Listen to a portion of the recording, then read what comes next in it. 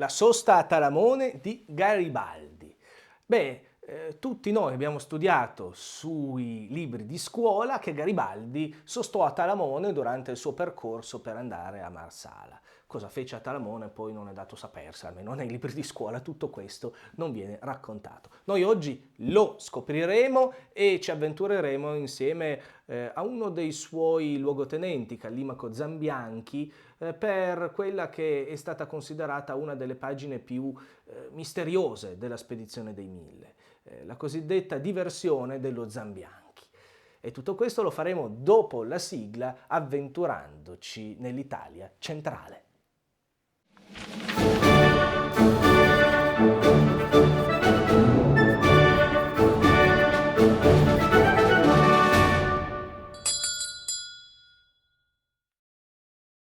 Tutti noi sappiamo che Garibaldi sostò a Talamone e Orbetello durante il viaggio verso Marsala. Lo abbiamo studiato tutti sui libri di scuola e ne abbiamo parlato anche in una puntata recente che vi invito a guardare, metterò il link nella descrizione del video. Però sarebbe opportuno saperne di più e oggi siamo qui proprio per approfondire questa storia. Intanto va detto che l'arrivo di Garibaldi a Talamone era previsto, ampiamente previsto nel percorso dei garibaldini, quindi non fu una tappa casuale, accidentale, ma era assolutamente prevista e addirittura Garibaldi aveva mandato una nave per anticipare il suo arrivo. Si trattava dell'Adelina, che era una piccola tartana guidata da Andrea Sgarallino. L'Adelina partì qualche giorno prima della partenza ufficiale dei Mille, nella notte del 5 maggio 1860, e si recò per arruolare dei patrioti, dei volontari e anche per fare probabilmente qualche operazione di intelligence. Non ne sappiamo esattamente molto, sulla spedizione di Sgarallino e sull'Adelina si sa pochissimo, in quanto la storia ufficiale si è dedicata poi all'avventura di Garibaldi, dimenticando questi fenomeni minori, questi personaggi minori che sono sullo sfondo ma che hanno permesso la riuscita della spedizione dei Mille. Ebbene, i circa 60 garibaldini che erano sull'Adelina si occuparono probabilmente anche di rifornire le navi di Garibaldi non soltanto di munizioni trovate appunto nelle città di Talamone e Orbetello e di viveri necessari, tenuto conto che i piroscafi Lombardo e Piemonte erano molto piccoli e che non potevano aver sicuramente imbarcato tutto sul molo di Quarto, ma anche forse di denaro. E infatti una delle tesi che sono state avanzate di recente è quella che Garibaldi si sia dovuto necessariamente fermare in Toscana per poter imbarcare la bellezza di 3 milioni di franchi francesi in piastre turche che sarebbero state imbarcate sui vapori Piemonte e Lombardo, questo per avere moneta corrente, che era una sorta di moneta franca nel Mediterraneo.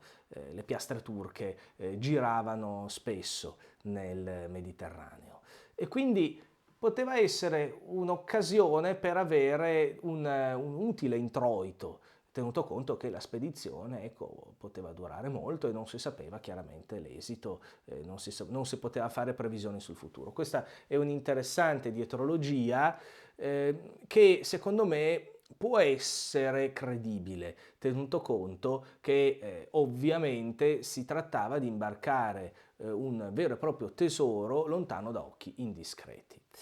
Ma la sosta a Talamone serve anche per altro, serve per dividere la spedizione dei Mille e far sì che una piccola compagnia di volontari, circa una sessantina di garibaldini, possano prendere parte a un'operazione di comando a tutti gli effetti contro lo Stato Pontificio.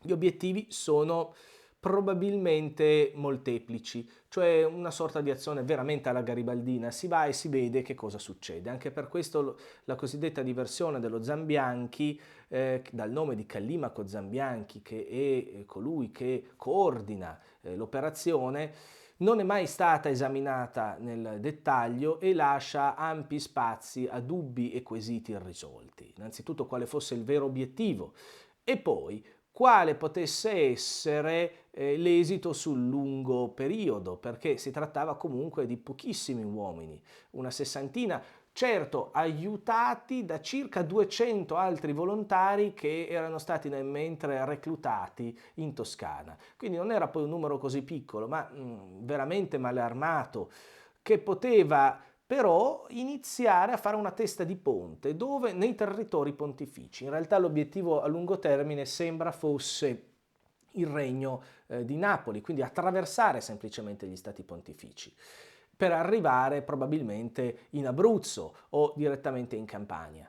Certo, si tratta di un'ipotesi poco credibile questa, perché si trattava di attraversare lo Stato della Chiesa che era assolutamente prevenuto. Ricordiamo che tutti sapevano che Garibaldi doveva partire, nessuno sapeva dove doveva sbarcare con sicurezza, ma che Garibaldi fosse partito era noto a tutti e chiaramente i pontifici erano in allarme perché Garibaldi era da sempre un avverso nemico della Chiesa, quindi si trattava di difendere e di presidiare, stare in allerta, chissà cosa stanno facendo. Non è tra l'altro fuori dalle ipotesi quello di credere che vi fossero delle spie che presidiassero il confine e che dunque già i pontifici sapessero qualcosa. Non possiamo saperlo nello specifico, però possiamo ipotizzare che Garibaldi abbia veramente voluto mandare degli uomini un po' allo sbaraglio per vedere che cosa potevano fare. Ecco, Callimaco Zambianchi, ne abbiamo parlato anche nella puntata sui 1000, era un omaccione nerboruto, un po' rozzo, decisamente rozzo, una figura spiacevole del Risorgimento per la sua acredine nei confronti della Chiesa, un uomo visceralmente nemico della Chiesa e un uomo che era considerato un violento già all'epoca. Durante la Repubblica Romana del 1848-49 aveva massacrato alcuni preti e Farini ricordò come egli stesso confessò poi di pigliare da quel giorno non solo il posto di sgherro, ma quello altresì di giudice e di carnefice.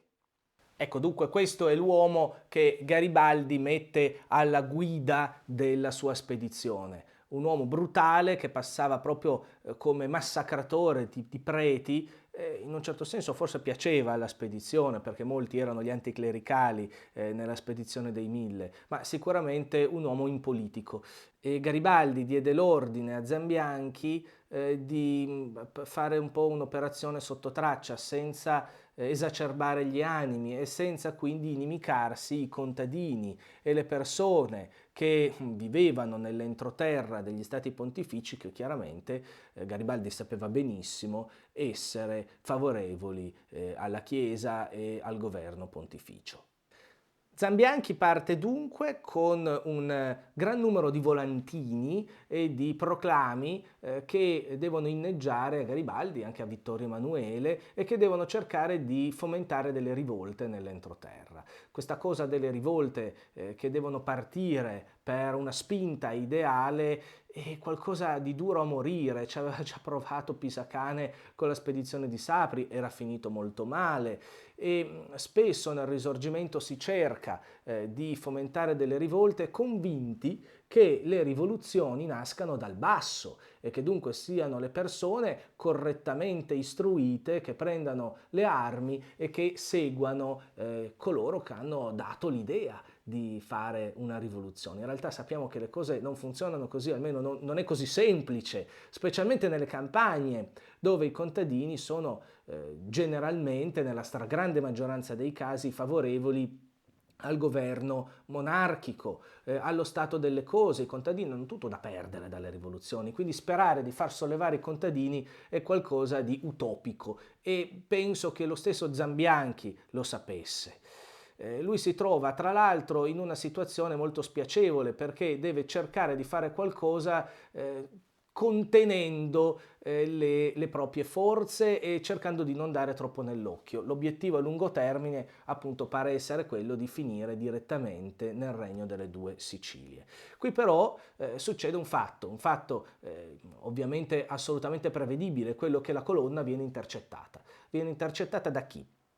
Dal colonnello Pimodan, un francese. Sono molti i francesi nell'esercito pontificio, sono in genere della nobiltà francese.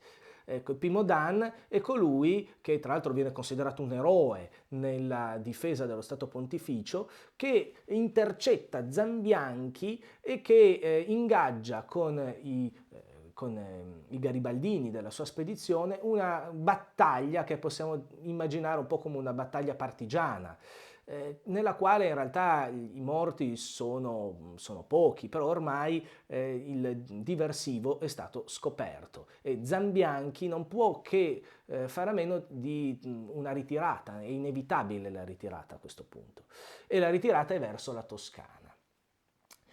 Qualcuno aveva anche suggerito no, andiamo avanti, vediamo cosa succede, però in realtà Zambianchi si rende conto che non può continuare tenendo conto che l'esercito pontificio è notevolmente più armato, notevolmente più numeroso e che loro sono appunto male in arnese e che devono solo fare un diversivo, forse anche per non puntare tutta l'attenzione del governo borbonico sulla Sicilia e lasciare l'incognita che in realtà i garibaldini possano tentare anche un'azione via terra. Sta di fatto che Zambianchi ritorna verso la Toscana e ritorna con lo stigma dello sconfitto, quindi di colui che ha perso un'occasione e che anzi adesso si trova in una situazione molto difficile. Ma prima di raccontare la situazione nella quale si viene a trovare Zambianchi, dobbiamo leggere un documento che ci ricorda proprio l'episodio dello scontro con l'esercito pontificio.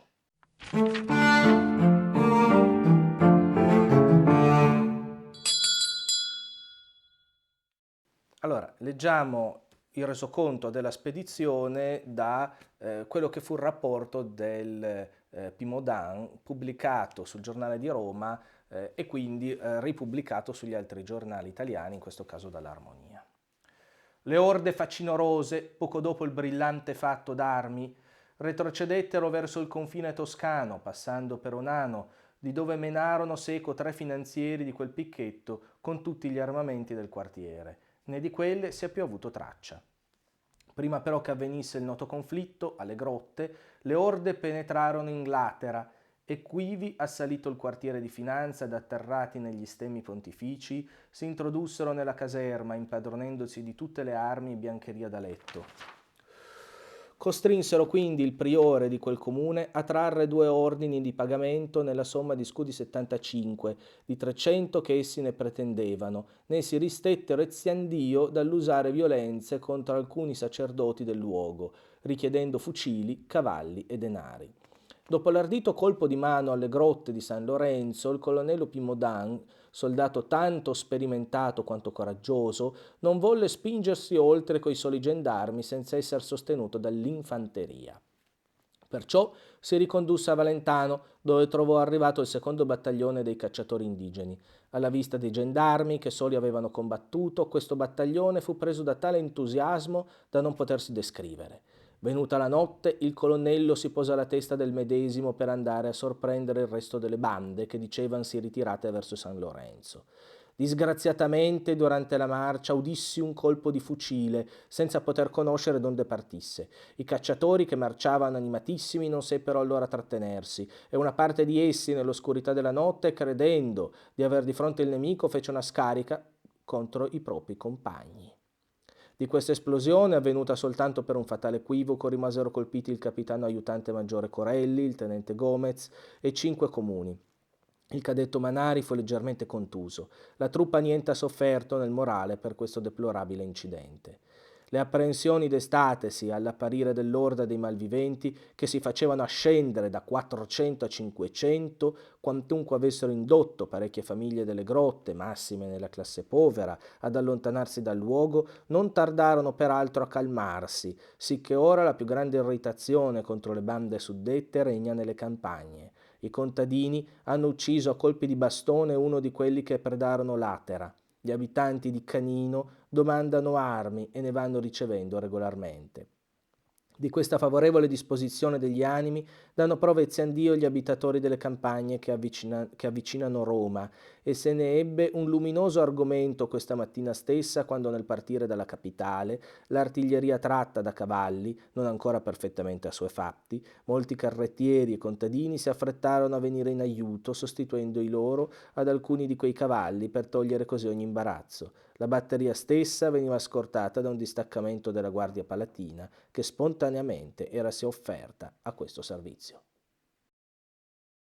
Dicevo prima che Zambianchi si trova in una situazione molto difficile. Infatti, da Torino ci si rendeva conto che questa operazione di Garibaldi poteva avere delle conseguenze anche molto serie, specialmente nella diplomazia estera, perché lo Stato Pontificio era protetto da Napoleone III, il quale personalmente non aveva tutta questa simpatia per il Papa, ma sapeva perfettamente che una delle gambe su cui si reggeva il suo impero era retta dai cattolici, per cui bisognava proteggere il Papa, e in quel frangente avere Napoleone III dalla parte dei piemontesi era fondamentale. Dunque non ci si poteva permettere il lusso di inimicarsi la Francia, e neanche il Papa tra l'altro, quindi si trovava una situazione molto difficile, perché Garibaldi al sud agiva sotto falsa bandiera e Zambianchi lo stesso, ma tornato in Toscana non si poteva perdonare la sua diversione, la sua scorribanda in territorio pontificio, doveva essere trattato come un criminale, e per questo motivo appena mette piede in Toscana, che fa parte in quel momento, lo ricordiamo, del Regno di Sardegna, ebbene Zambianchi viene arrestato per ordine del governo e viene tenuto in prigione per un periodo di tempo poi neanche così lungo, perché solo fino alla battaglia di Castelfidardo. Dopodiché viene imbarcato con una promessa di un vitalizio, comunque di una pensione, di un ritorno economico, e spedito in Sud America.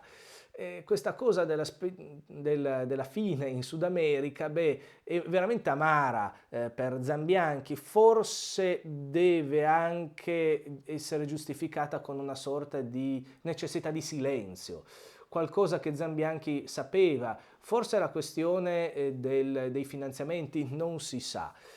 Però sicuramente l'esilio in Sud America è qualcosa che è anomalo nel nostro risorgimento. Tutti i garibaldini vengono anzi generalmente premiati, hanno delle medaglie. Zambianchi viene invece tolto di torno, mandato in Argentina, e infatti lui morirà in Sud America, senza neanche poi vedere un soldo. Quindi è una fine molto amara quella di questo garibaldino dimenticato. La spedizione dello Zambianchi viene a sua volta dimenticata e non c'è in quasi nessuno dei libri che trattano della storia militare del Risorgimento. Forse anche il suo aspetto poco fascinoso, finito in una sorta di regolamento di conti e di sparatoria, nella quale poi sono morte poche persone, quindi non c'è stata quella dovuta enfasi, ma sicuramente interessante per capire come sono avvenuti degli aspetti molto importanti della nostra storia dell'Unità d'Italia, come la spedizione dei Mille, che hanno avuto anche delle ramificazioni e delle dietrologie che noi dobbiamo sapere per avere un quadro completo della situazione.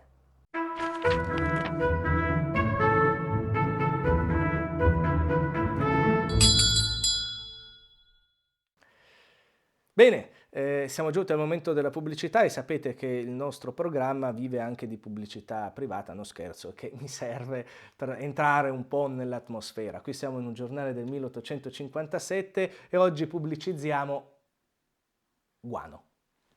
Guano. La società anonima per la fabbricazione del guano artificiale.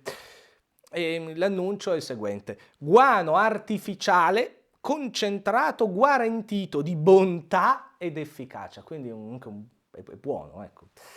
Uguale a quello già preparato, non inferiore al miglior guano del Perù, quindi se voi usate abitualmente guano del Perù, questo è uguale, ecco, non meglio. E tra l'altro come risultò dalle analisi del chiarissimo signor Cavaliere Abbene. Non voglio sapere che analisi abbia fatto, ma soprattutto non voglio sapere l'esperienza pratica del signor Roda, che poi scopriamo essere però il giardiniere di Sua Maestà a Racconigi. Quindi non fraintendete, ecco, il guano, chiaramente, per il concime, però è simpatica come pubblicità. Tra l'altro si cede al prezzo di lire 2,25 il miriagramma. Se ne volete potete andare alla direzione della società in Torino, in via di Po numero 33, precisazione al piano nobile, perché si tratta comunque di guano di qualità. Bene, abbiamo finito anche questa puntata, una puntata dedicata a una parte della spedizione dei 1000 poco nota. Ditemi che cosa ne pensate, se vi è piaciuta. Io vi saluto come sempre in piemontese, abitudine buona per ricordare le nostre belle lingue regionali. Cerea a tutti!